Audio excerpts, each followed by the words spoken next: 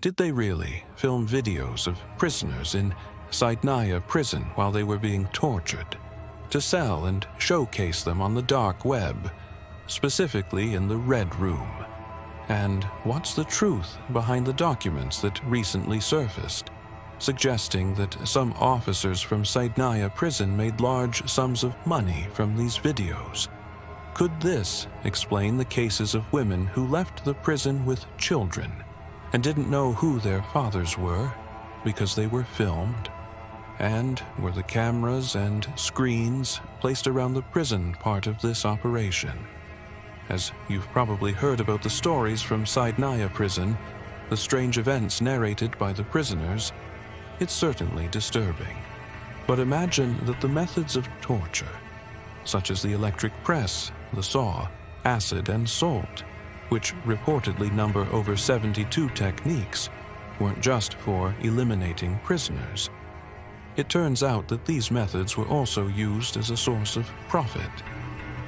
Rumors started circulating that the videos of the prisoners being tortured were being sold on the dark web, specifically in the Red Room, which is a part of the dark web where people pay to watch real-time suffering. And it's not just that. In the Red Room, people who watch these videos pay huge sums of money to see people tortured or even killed. If you don't know what the Red Room is, it's essentially a private room on the dark web where live torture sessions are broadcast. Anyone who enters has to pay to see the horrors unfold. All they have to do is pay, and the perpetrators, who are usually masked and anonymous, will carry out whatever they are told to do to the victim. Of course, there were many screens and cameras inside Saydnaya prison, capturing every detail of the torture. These devices were used to document these horrific acts. After the regime fell and the revolutionaries entered the prison, they destroyed the cameras, screens, and hard drives that contained evidence in an attempt to bury the dark secrets. And with the spread of documents suggesting that some officers in Saydnaya prison were profiting from selling the torture videos, we have to ask, did these events really happen? And how true are these claims?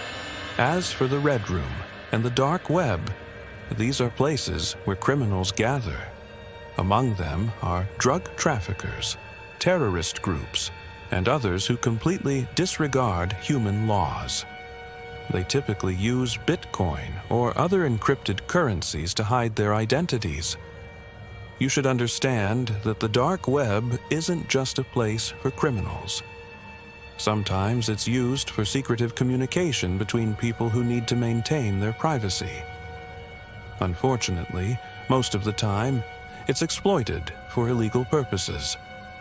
The biggest issue is that no one knows who is interacting with whom on the dark web, making fraud and illegal trading easier. Did you know that the dark web has been involved in some infamous incidents, like Silk Road? This site was used to sell drugs, and it generated sales amounting to billions of dollars before the identity of its creator was discovered, and he was arrested. But with all these atrocities happening on the dark web, should we consider knowing about it as a stroke of good luck or bad luck? Can we stand up against these dark practices? In the end, the question remains, did these things actually happen in Saydnaya prison? Could the leaked documents be real, or are they just rumors?